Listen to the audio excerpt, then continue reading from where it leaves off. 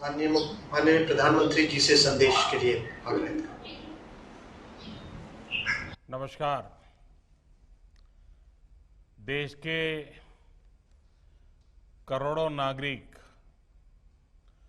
Corona वैश्विक महामारी से बहुत बहादुरी से लड़ रहे हैं। आज जिन hi-tech state of the art testing facility का लॉन्च हुआ है, उससे पश्चिम बंगाल, महाराष्ट्र और उत्तर प्रदेश को कोरोना के खिलाफ लड़ाई में और ताकत मिलने वाली है। साथियों, दिल्ली एनसीआर, मुंबई और कोलकाता आर्थिक गतिविधियों के भी बड़े सेंटर हैं। यहां देश के लाखों युवा अपने कैरियर को, अपने सपनों को पूरा करने आते हैं। अब तीनों जगह टेस्ट की जो उपलब्ध कैपेसिटी है, उसमें 10,000 टेस्ट की कैपेसिटी और जुड़ने जा रही है। अब इन शहरों में टेस्ट और ज्यादा तेजी से हो सकेंगे। एक अच्छी बात यह भी है कि ये हाईटेक लैब्स सिर्फ कोरोना टेस्टिंग तक ही सीमित रहने वाली नहीं है, और ये बात बहुत महत्वपूर्ण है। भविष्य में हेपेटाइटिस बी और सी, एचआईवी, डेंगू सहित अनेक बीमारियों की टेस्टिंग के लिए भी इन लैब्स में सुविधा उपलब्ध कराई जाएगी। ऐसी व्यवस्थाएं तैयार करने के लिए Indian council of medical research ICMR और उससे जुड़े दूसरी संस्थाओं से सभी साथियों को भी मैं बहुत बहुत बधाई देता हूं। साथियों, देश में जिस तरह सही समय पर सही फैसले लिए गए, आज उसी का परिणाम है कि भारत अन्य देशों के मुकाबले काफी संभली हुई स्थिति में है। आज हमारे देश में कोरोना से होने वाली मृत्यु बड़े बड़े देशों के मुकाबले काफी कम है। वहीं हमारे यहां रिकवरी रेट अन्य देशों के मुकाबले बहुत ज्यादा है और दिनों दिन सुधार भी हो रहा है। आज भारत में कोरोना संक्रमित होने के बाद ठीक होने वालों की संख्या करीब करीब 10 लाख पहुंचने वाली है। साथियों, कोरोना के खिलाफ इस बड़ी और लंबी लड़ाई के लिए सबसे महत्वपूर्ण था कि देश में तेजी के साथ कोरोना स्पेसिफिक हेल्थ इंफ्रास्ट्रक्चर का निर्माण हो।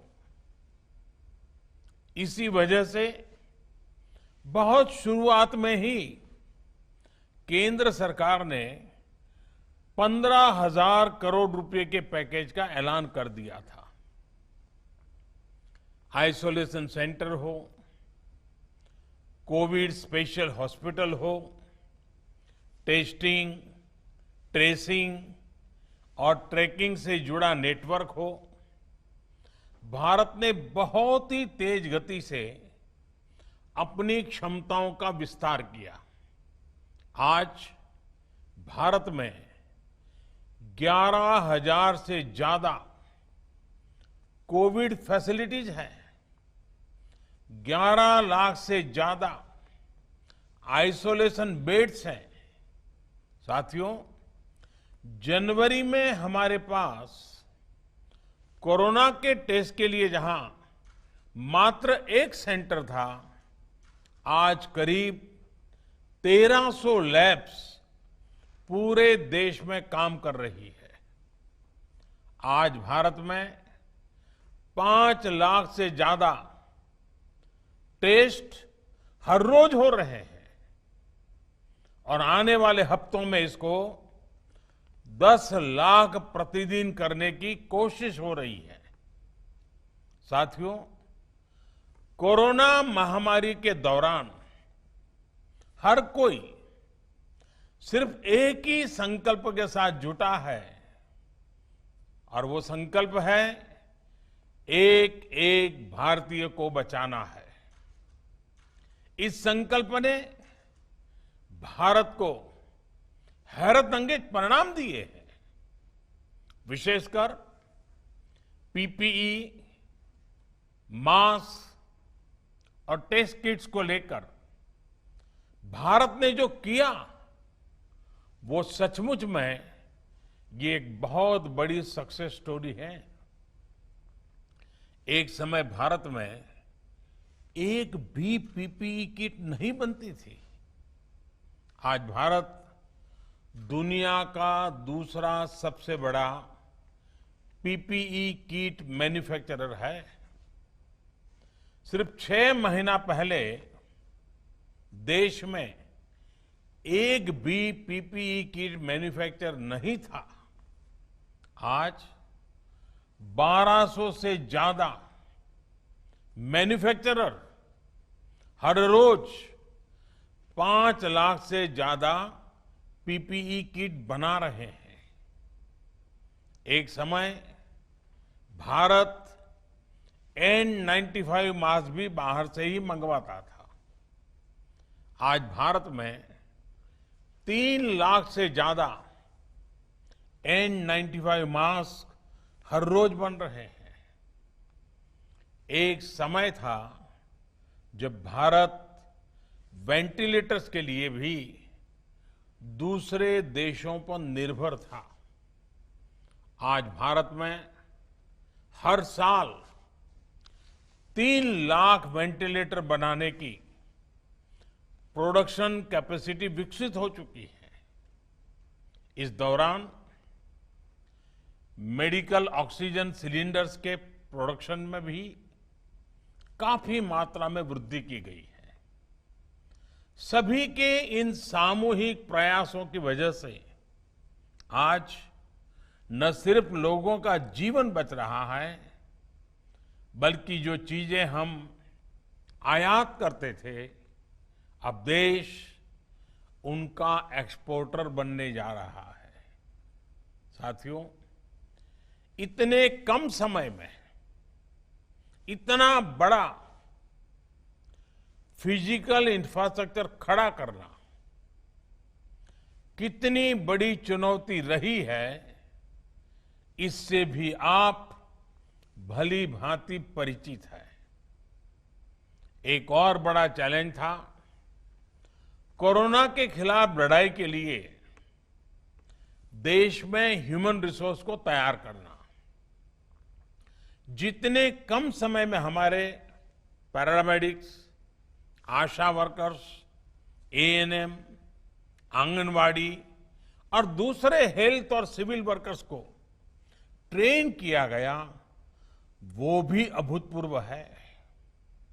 आज अगर भारत की कोरोना से लड़ाई को देखकर दुनिया अचंभित है, बड़ी बड़ी आशंकाएं गलत साबित हो रही हैं, तो उसका एक बड़ा कारण हमारे ये फुट सोल्जर भी है। साथियों, कोरोना के खिलाफ लड़ाई में आज हम उस स्थिति पर आ पहुंच चुके हैं जहां हमारे पास जागरूकता की कमी नहीं है। साइंटिफिक डेटा का विस्तार हो रहा है, संसाधन भी बढ़ रहे हैं। अब हमें राज्य के स्तर पर, जिला, ब्लॉक और गांव के स्तर पर डिमांड और सप्लाई के मैनेजमेंट को और चुस्त दुरुस्त करना है, मजबूत करना है। हमें मिलकर नया हेल्थ इंफ्रास्ट्रक्चर तैयार करना ही है। जो हमारे पास गांव-गांव में सरकारी और प्राइवेट डिस्पेंसरीज हैं, क्लिनिक हैं, उनको ज्यादा सक्षम भी बनाना है। ये हमें इसलिए भी करना है ताकि हमारे गांवों में कोरोना से लड़ाई कमजोर न पड़े। अभी तक गांवों ने इसमें बहुत अच्छा प्रदर्शन किया है और इसके साथ ही हमें इस बात का ध्यान रखना है कि हमारे कोरोना योद्धा किसी तरह की थकान का शिकार न हो। हमें नए और रिटायर्ड जो भी प्रोफेशनल्स इस सेवा के लिए आगे आना चाहते हैं, ऐसे प्रोफेशनल्स को हेल्थ सिस्टम से जोड़ने के लिए भी लगातार काम करना होगा। साथियों, आने वाले समय में बहुत सारे त्योहार आने वाले हैं। हमारी ये उत्सव उल्लास का कारण बने, लोगों में संक्रमण न फैले, इसके लिए हमें हर सावधानी रखनी है। हमें ये भी देखते रहना होगा कि उत्सव के इस समय में गरीब परिवारों को परेशानी ना हो।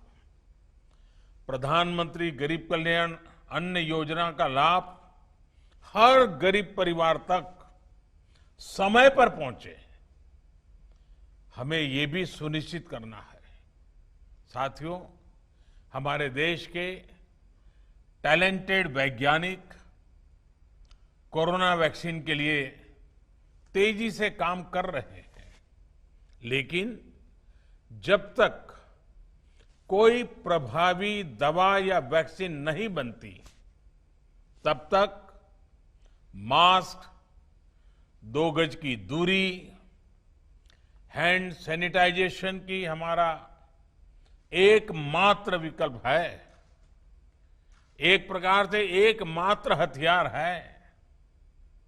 हमें खुद भी बचना है और घर में छोटी बड़ी आयु के सभी परिजनों को भी बचाना है।